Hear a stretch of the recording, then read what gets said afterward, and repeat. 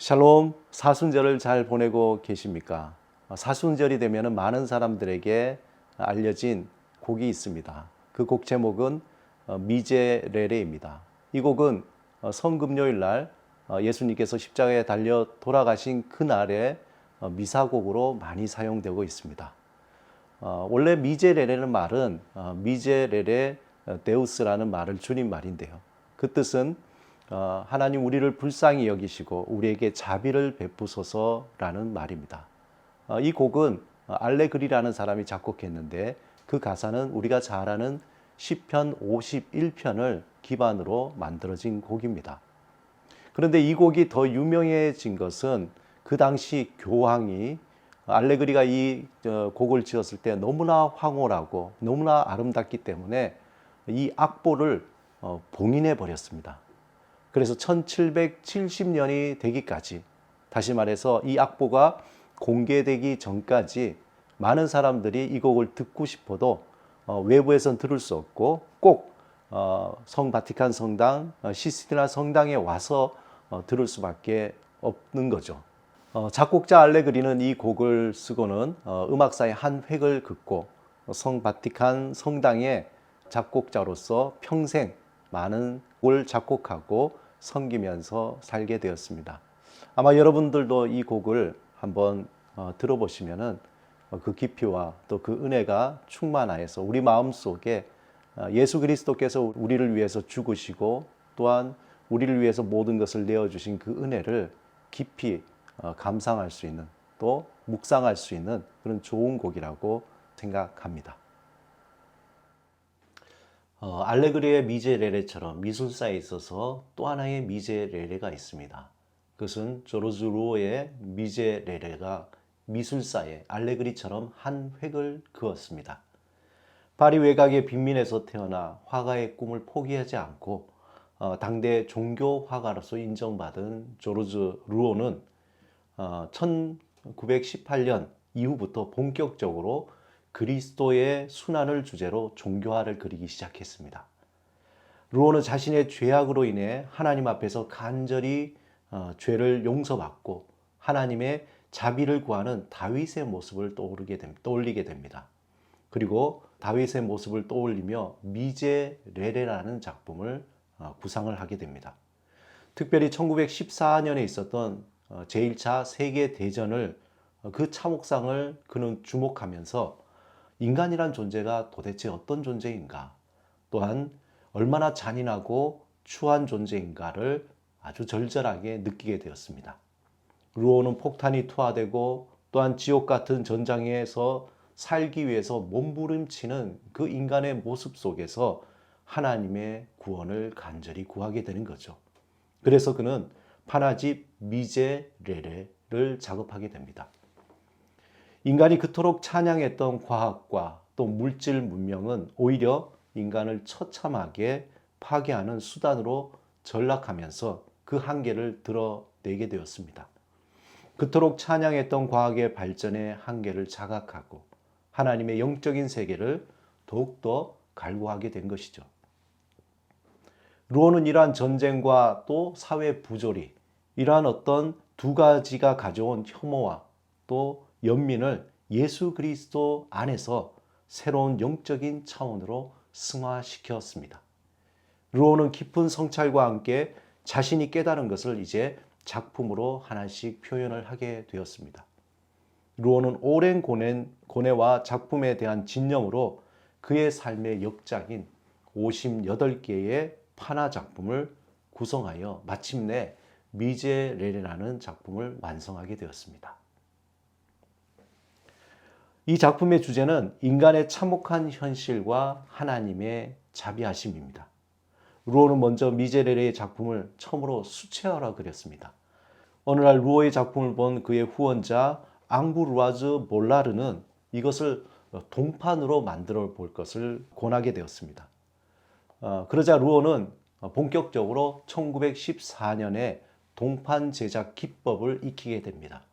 그리고 자신의 작품을 하나씩 동판으로 새롭게 제작했습니다. 자신이 그린 작품이 그대로 동판으로 표현하기 위해서 어떤 작품은 12번이나 또는 15번씩이나 같은 작업을 했다고 합니다. 1927년 드디어 동판 인쇄가 끝나고 난 뒤에 앙부 루아즈 볼라르는 원판을 모두 다 없애버립니다. 다른 사람이 이것을 카피하지 못하도록 원판을 없애버린 것이죠. 그 후에 기대했던 루오의 전시와 출판이 그만 여러 가지 이유로 지연을 하게 되고, 불행히도 1939년 그의 후원자인 볼라르가 사고로 죽게 됩니다.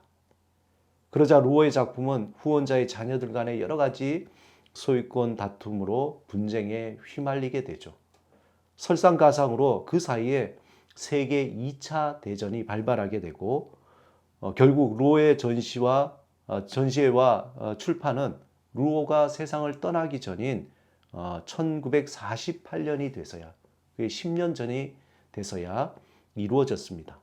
이런 오랜 기다림 속에 출간된 판화집이 바로 미제레레입니다. 두 번의 세계 대전을 겪은 유럽의 많은 사람들에게 이 미제레레는 정말 깊은 감동을 또 위로를 주게 되었습니다.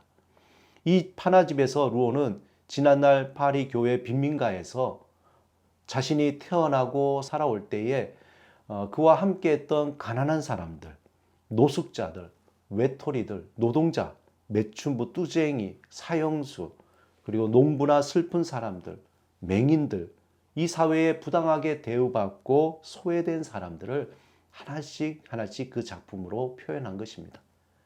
또한 그는 이들과 대비되는 귀부인과 자유부인, 또 법조인, 장교, 정치인, 의사들을 그렸습니다.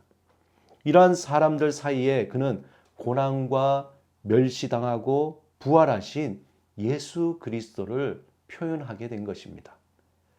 렘브란트 이후에 가장 뛰어난 종교 화가로 조르주 루오는 죄인이 되어 고통받는 인간과 함께 하시고 구원과 소망을 주는 예수 그리스도의 판화집 미제레레를 완성하게 된 것입니다.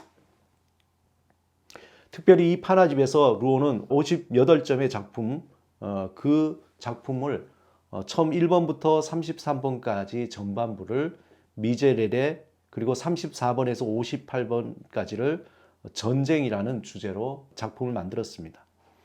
루오의 미제레레 연작 중에서 우리가 주목해서 볼 하나의 작품은 27번입니다. 그림 27번에 보면은 제목이 모든 사물에 눈물이 있다라는 것인데, 이 그림을 한번 보면은 한 남자가 악기를 메고 옷은 다 벗겨져서 등에 걸쳐져 있습니다. 그의 얼굴은 큰 슬픔과 절망이 가득한 채 곧 눈물을 뚝뚝 흘릴 것 같은 그러한 모습을 보입니다. 그는 너무나 힘겨운 나머지 제대로 서 있을 수 없어 한쪽 무릎을 땅에 꿇고 있습니다.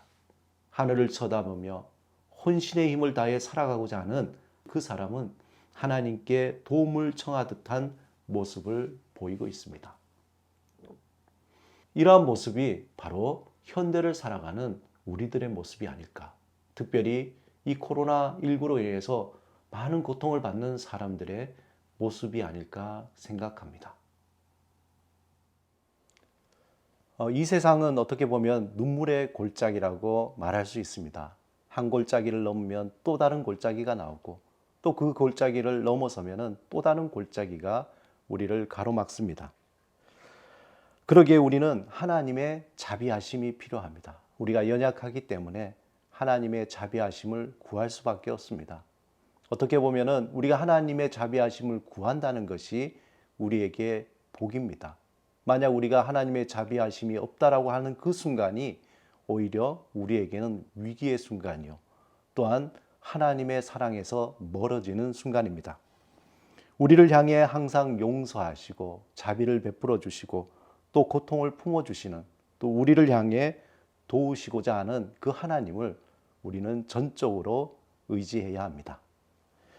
우리가 누구입니까? 이 세상에 그 누구도 끊을 수 없고 또 그 어떤 것도 우리를 막을 수 없는 하나님의 사랑과 연결된 하나님의 자녀입니다. 내가 어떻게 살아왔든지 또 내가 어떤 모습인지 하나님 앞에서 우리는 주님 나를 불쌍히 여겨 주시옵소서, 나에게 주님의 자비를 베풀어 주시옵소서라고 구할 때에 하나님은 우리에게 그 크신 사랑과 자비를 베풀어 주실 것입니다. 우리가 사순절을 보내면서 우리를 위해서 우리의 죄를 구원하시기 위해 오신 예수 그리스도를 묵상하며 알레그리의 미제레레 그 음악을 들으며 또 루오의 미제레레의 그 작품을 감상하면서 우리에게 주시는 하나님의 크신 자비하심과 또한 사랑을 다시 한번 깊이 묵상하시기 바랍니다.